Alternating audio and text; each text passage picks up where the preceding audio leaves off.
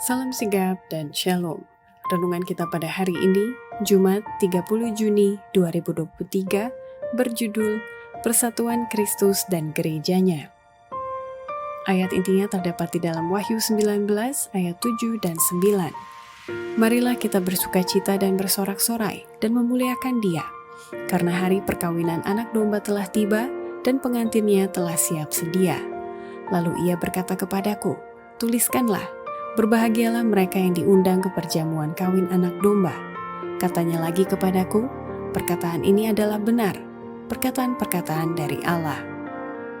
Pena Inspirasi menuliskan yang dimaksud dengan judul renungan kita pagi ini, Persatuan Kristus dan Gerejanya, adalah sebuah panggilan kehidupan yang praktis agar kita senantiasa menunjukkan sukacita sosial sebagai faktor yang menunjang kebahagiaan sejati dan sarana untuk memulihkan hubungan kita secara vertikal kepada Tuhan dan horizontal dengan sesama sebagai berikut. Pertama, pernikahan itu ibarat persatuan Kristus dan gerejanya. Maka itu, prinsip ilahi harus ditegakkan dan dipatuhi di dalam rumah tangga, dan suami istri harus saling mengisi satu sama lain dengan menjaga kesucian pernikahan demi kebahagiaan mereka. Apabila prinsip-prinsip ilahi itu diakui dan dituruti, maka pernikahan itu adalah suatu berkat. Pernikahan itu dijaga kesucian demi kebahagiaan bangsa manusia. Pernikahan itu menyediakan segala keperluan hidup sosial manusia, meninggikan sifat badani, kecerdasan, dan moral manusia.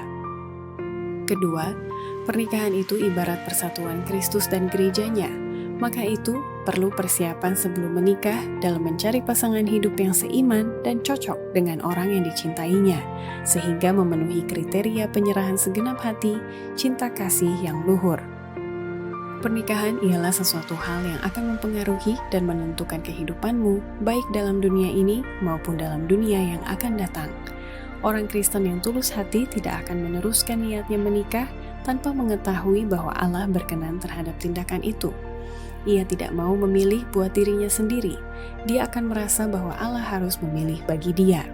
Kita bukan hanya menyenangkan diri kita sendiri, karena Kristus tidak mencari kesenangan bagi dirinya sendiri.